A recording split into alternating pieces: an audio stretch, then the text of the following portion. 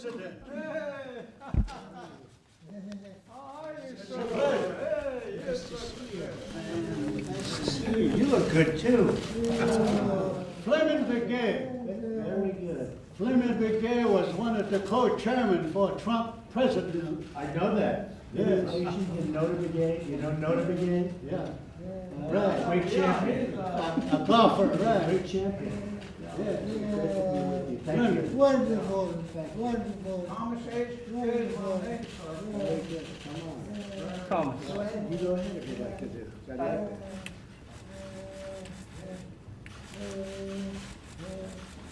Please.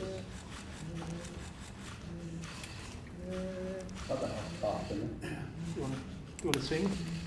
You want to sing? Go ahead. You want to sing? Oh, yeah, okay. I see what in Todd. Thank you, Honorable President of this great United States of America, President Trump. Thank you for inviting us, Navajo Code Talkers, to the Capitol and to the White House of this great nation we call United States. Today, we have with us 3 of the 13 surviving Navajo Code Talkers of World War II. First, we have Fleming Begay. Fleming Begay is 97 years old, the older veteran of World War II. He survived the Battle of Tarawa. His landing craft was blown up, and he literally had to swim to the beach to survive.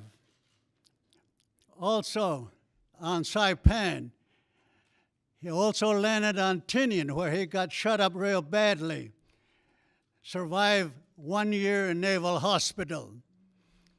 We have Thomas Begay, also one of the code talkers who were on Iwo Jima, a tough battle. Quad 3 Marine Division landed on Iwo. 5th Marine Division, he was a part of the code talkers within the 5th Marine Division. Also, as if Marine Corps was not enough, he enlisted to be United States Army, served in the Korean War, survived that awful battle at Kosan. My name is Peter McDonald. I'm the president of the 13 surviving Navajo Code Talkers. I went in, I'm 90 years old. I went in when I was 15 years old in early 1944.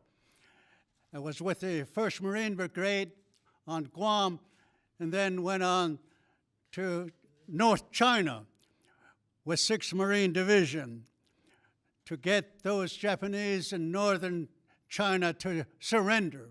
They didn't want to surrender, but it took 1st Marine Division, 6th Marine Division to get them to surrender. Eventually, we had a separate treaty ceremony in Tsingtao, China, October 25th, 1945.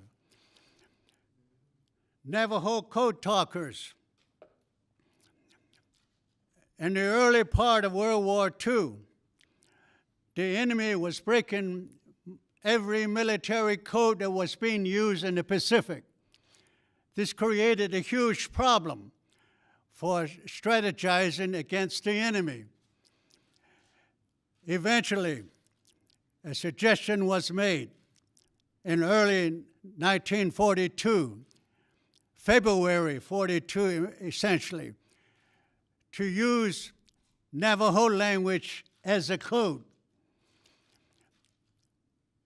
Marine Corps recruited 29 young Navajos, not telling them what they are being recruited for, because this was a top secret operation.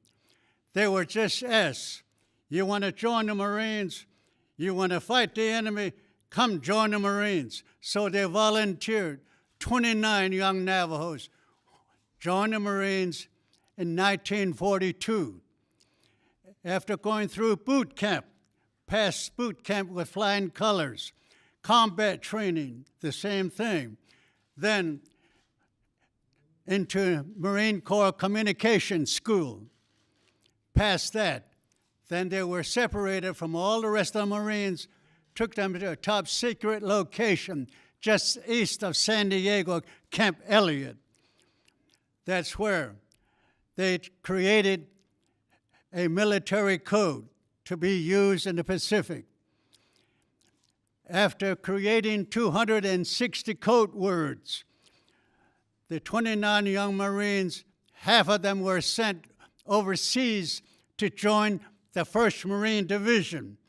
1st Marine Division was getting ready to go on the first offensive movement in the Pacific, Guadalcanal.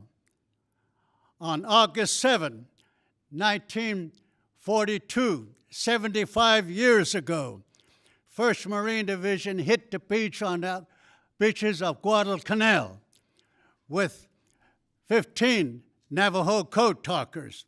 This was the first battle where the Navajo code was to be tested in actual battle, to test, see how our memory would be under heavy enemy fire. Well, 3 weeks after the landing, General Vandegrift, commander of the 1st Marine Division, sent word back to the United States saying, "This Navajo code is terrific. The enemy never understood it," he said. "We don't understand it either, but it works. Send us some more Navajos." So that opened up the gate for the United States Marine Corps San Diego to start recruiting more and more Navajos, using the same tactics. You want to fight, you want to join the Marines, you want to wear this beautiful blue uniform, come join the Marines. So we all volunteered. That's how he went in, that's how he went in, that's how I went in. Boot camp, combat training, communication school. Then we all get separated, go to that special top secret Navajo code school to learn the code. Initially, 260 code words, all subject to memory only. Eventually, by the time the war ended, 1945, there were 400 of us that went to war. And also code words grew to 600 code words subject to memory only. In every battle, 2 communication networks were established. Navajo Communication Network for all top secret confidential messages. The second network, English network, for all other messages. In every battle, from the front line, beach command post, command ship, all other ships, code talkers were used. On the island of Iwo, Major Connor said, the first 48 hours of battle, over 800 messages were sent by the 5th Marine Division only. The first 48 hours, over 800 messages. Major Connor also said, without Navajo, Marines would never have taken the island of Iwo Jima.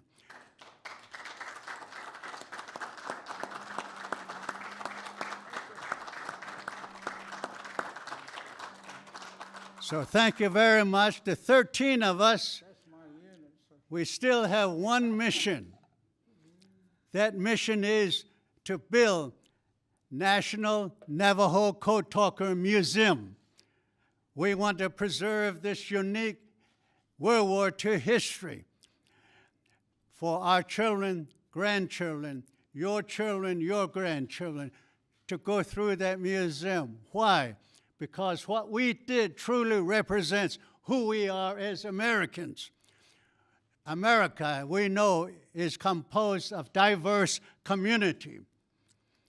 We have different languages, different skills, different talents, and different religion. But when our way of life is threatened, like the freedom and liberty that we all cherish, we come together as one And when we come together as one, we are invincible. We cannot be defeated. That's why we need this National Navajo Code Talker Museum so that our children, the future generation, can go through that museum and learn why America is so strong. Thank you very much for listening.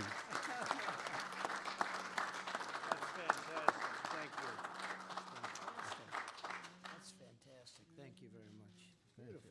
Yes. That was so incredible, and now I don't have to make my speech. I had the most beautiful speech written out. I was so proud of it. Look, and I thought you would leave out Iwo Jima, but you got that in the end, too.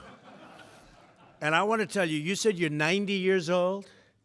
That's great, because you have good genes. That means the press has got me to kick around for a long time. That was beautiful. I love that, and I loved your delivery. And the Code Talkers are amazing. And seriously, it is what I said. So what I'm going to do is give you my speech, and I want you to hold that. And I know you like me, so you'll save it. But that was so well delivered from the heart. That was from the heart. Yes. So I want to give you this speech because I don't want to bore them with saying the same thing you just said. And you said it better, believe me. Yes. Because you said it right from here, and I mean it from there, too. And you have a lot of great friends. Tom Cole is here, and you know Tom, and you know Jeff. So I want to thank you both, Jeff Dunham. I want to thank you both for being here, and you two for being here. Also, General Dumford, head of the Joint Chiefs of Staff, and General Kelly. And I have to say, I said to General Kelly, I said, General, how good, here he is right there, the chief. He's the general and the chief. I said, how good were these Code Talkers? What was it? He said, sir, you have no idea. You have no idea how great they were, what they've done for this country, and the strength and the bravery and the love that they had for the country and that you have for the country. So that was the ultimate statement from General Kelly, the importance. And I just want to thank you because you're very, very special people. You were here long before any of us were here, although we have a representative in Congress who they say was here a long time ago. They call her Pocahontas. But you know what? I like you because you are special. You are special people. You are really incredible people. And I have to, from the heart, from the absolute heart, we appreciate what you've done, how you've done it, the bravery that you displayed, and the love that you have for your country. Tom, I would say that's as good as it gets, wouldn't you say? That's as good as you get. General Kelly, just come up for 1 second. I want to just have you say what you told me a little bit about the Code Talkers, because it really has been learning about you and learning about what you've done has been something that I'd like General Kelly to say to the press. Go ahead, General. Well, sir, as you know, being associated with the United States Marines, it's as much a cult as it is a service, and we never forget. Our motto, of course, is Semper Fidelis, always faithful.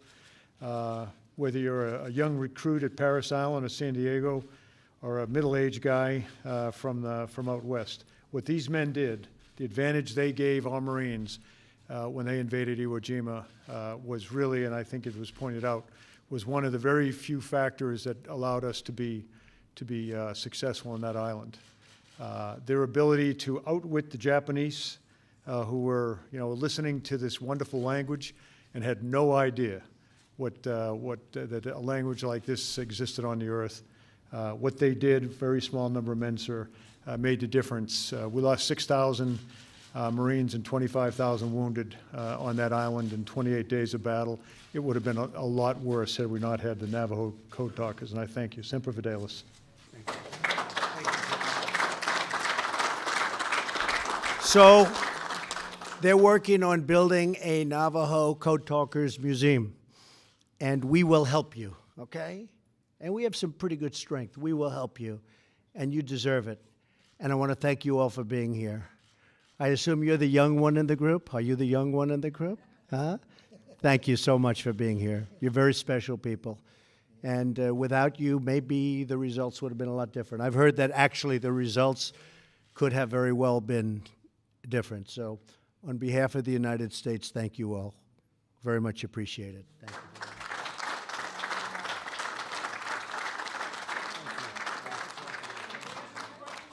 Mr. President, we know you'll succeed. America is in good hands. You have all top Marine Corps generals as your assistants here. So we know that we're in good hands. What a group. This is a great group. Thank you all very much. Thank you.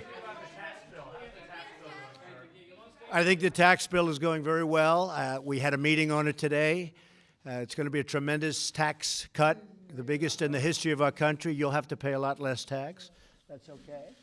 But we're going to have a tremendous, I think we're going to have great receptivity. We've had great spirit. And I will tell you, the Republican senators were up. If we win, we'll get some Democratic senators joining us. If we don't win, they won't be joining us. You understand that. But if we win, I think we'll probably have a bipartisan bill, meaning a number of people are going to come over. But I'm not so interested in that. We're really interested just in getting it passed. Again, it will be the biggest tax reduction in the history of our country. It'll bring jobs. It'll bring a lot of income coming into the country, buying product, et cetera. And I think it's doing very well. Okay? No, I think we're going to have really, I think it's going to benefit everybody. It's going to mostly benefit people looking for jobs more than anything else because we're giving great incentives. And we're going to be bringing back into this country probably in excess of $4 trillion, $4 trillion. That's outside of the country that right now, because of our tax laws, can't come back in. And we will be bringing back at least, I think the number will be substantially higher, but at least $4 trillion, which will immediately be put to work in this country. So I think the tax bill is doing very well, and I think the Republicans are going to be very proud of it. Thank you. Thank you.